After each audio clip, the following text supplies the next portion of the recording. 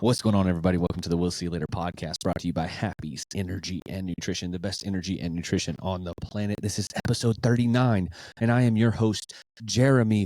Welcome. Without further ado, before we get things started, though, I will say this. The new shirts just dropped. Just made these up. All right, I'm going to stand up, let you see them. But the front's old Razorback yamming a basketball, just dunking it. And on the front, it says, "Hey, Kentucky." And on the back, it's got a picture of Cal, and it says, "Just Cal him daddy." I'll let you guys look at it for those who are watching the podcast.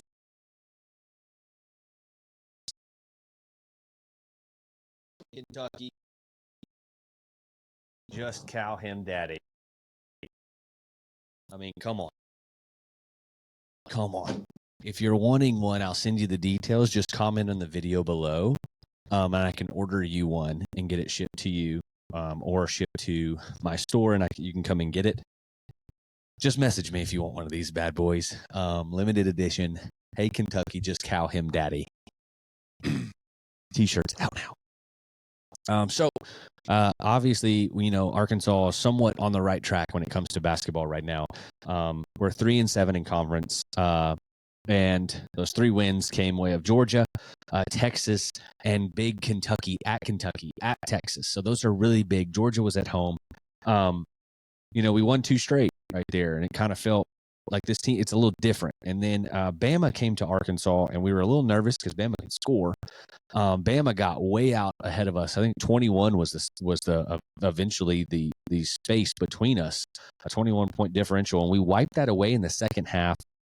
Made a run, brought it to 3, had a shot with about a minute and a half left, brought it down to 3. The crowd that had left, a lot of people left, missed out on a classic.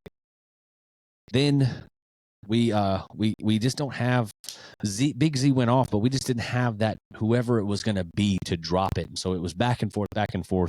We ended up losing by 4, 85-81 to Alabama. Great game, great fight, because these guys could have rolled over very fast in the second half whenever Bama took off on a run early. But they didn't. They crawled and scratched their way back into it and really gave us hope. I thought they were going to tie it up. Bama looked super stressed. Didn't know what to do there. We looked good, calm, and collected. We just didn't finish it, and that's okay. We didn't finish the comeback.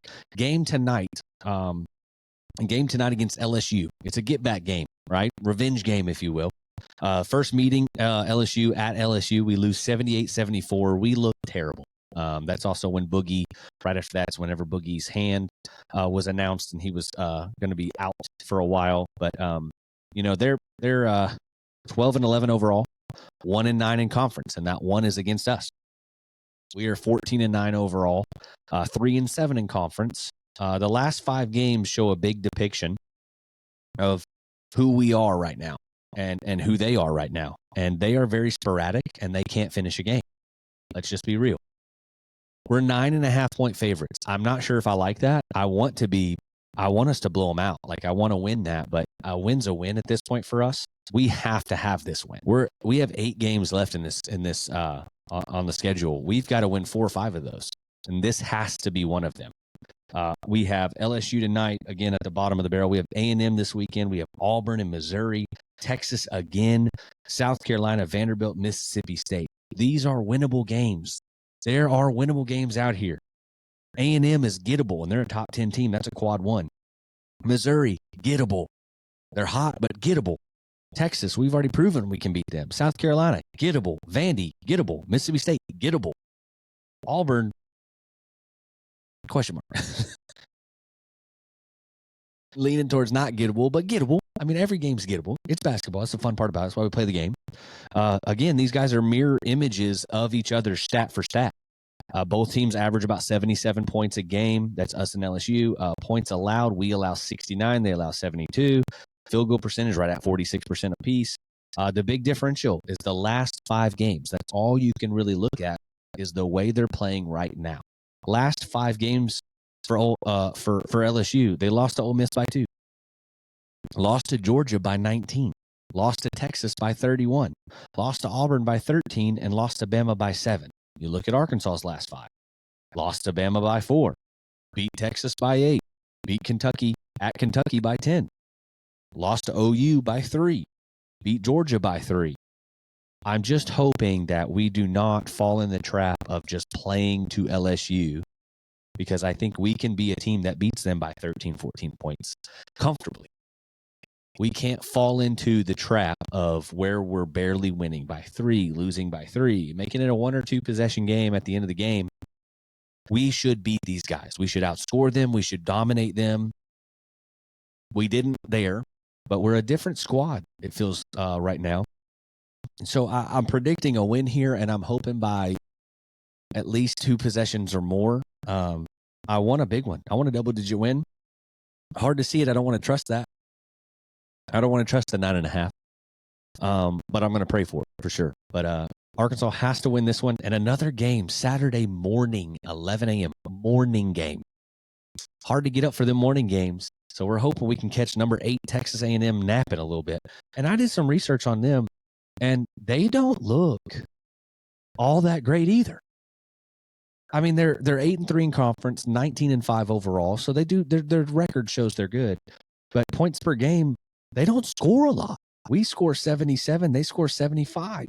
Points allowed, we give up 69, they give up 66. So they play defense.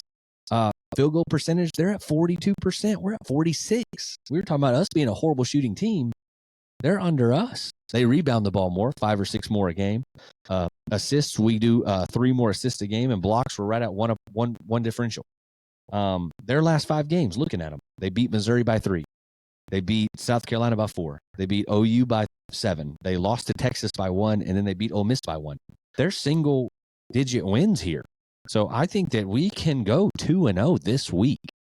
We can hit LSU where we need to. This is a need win for us, big. It doesn't look good on this loss. This is probably a quad 2 win right here if we do this. And A&M's a quad 1.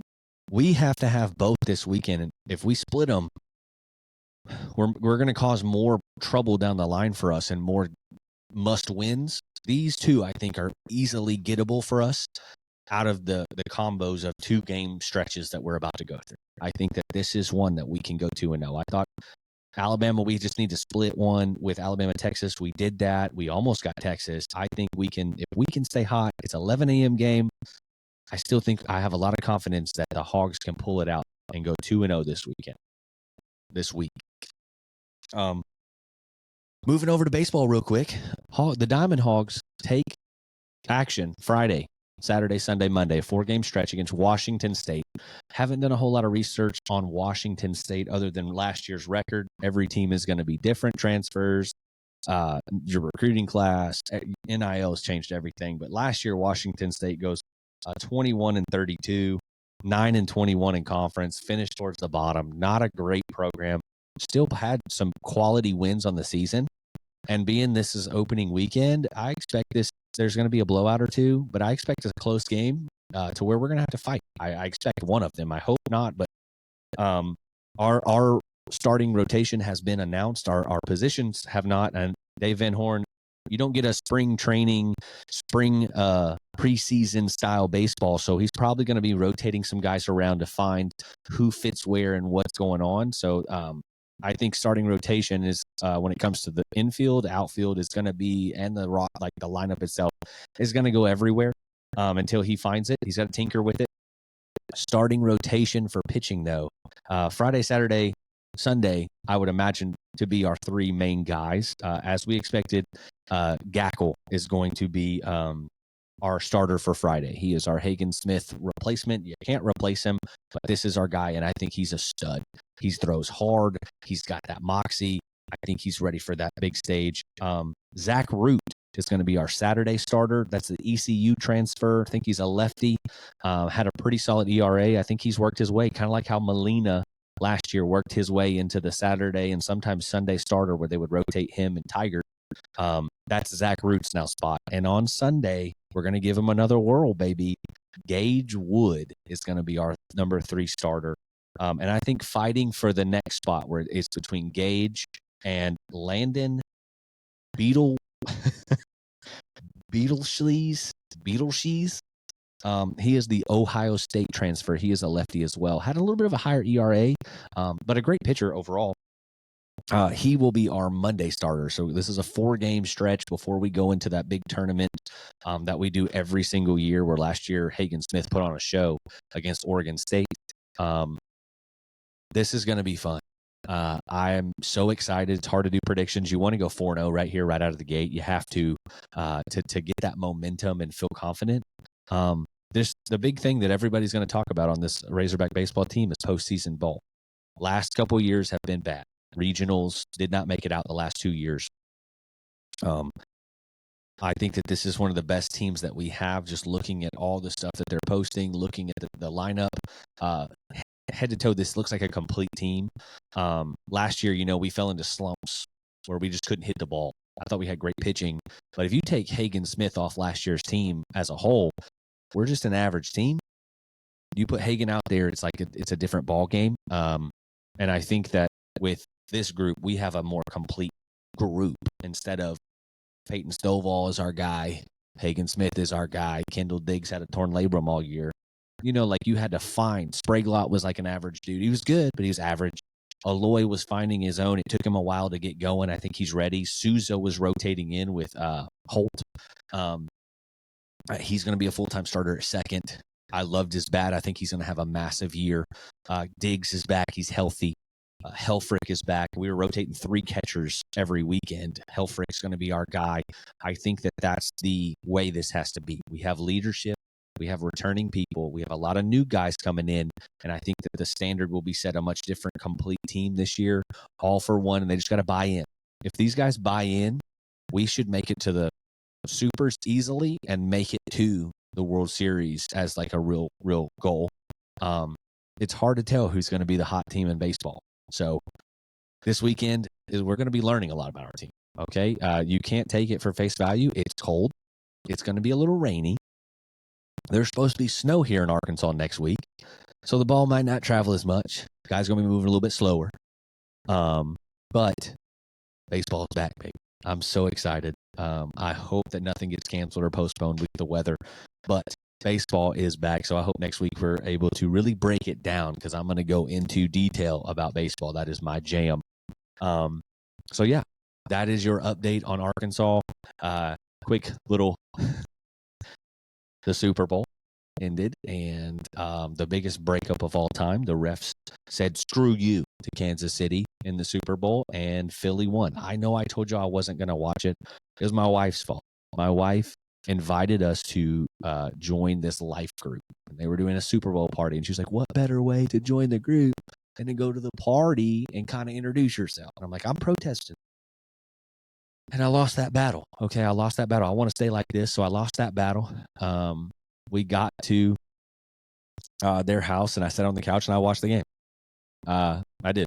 And I loved Kansas City losing. I did not like Philly winning. I love Saquon. I love Jalen Hurts. I love their coach. Like, they're fantastic. I'm just not a guy that's going to be like, yeah. My wife's like, we won. I was like, we didn't win. My Buffalo Bills did not win. But I'm happy the Chiefs lost, and the way that they lost. I think Travis Kelce is retiring within the next 2 weeks. Just saying. I think he retires. You can see how frustrated he was, how upset he was. He walked in with a shiny suit, happy. He walked out with a shiny suit, very sad. I think he's going to go Hollywood. I think he's going to go work with his brother, try to probably get into acting, whatever it may be, get into modeling with whatever the wardrobe that he's choosing. Yeah, that's all I got for the Super Bowl. That's all I got for the Razorbacks. Basketball, baseball. Go 2-0 this week. Go 4-0 this weekend if we can, Diamond Hogs. I'm excited. I'll see you guys next week. I love you guys. 3 things to live by before you get out of here, though. 3 things, guys. Number 1, don't piss into the wind. Dang, I've done that before. Bad idea. Goes everywhere. Number 2, especially this weekend and this week, Hogs by 90. And number 3, and probably the most important, never, ever, ever trust a fart.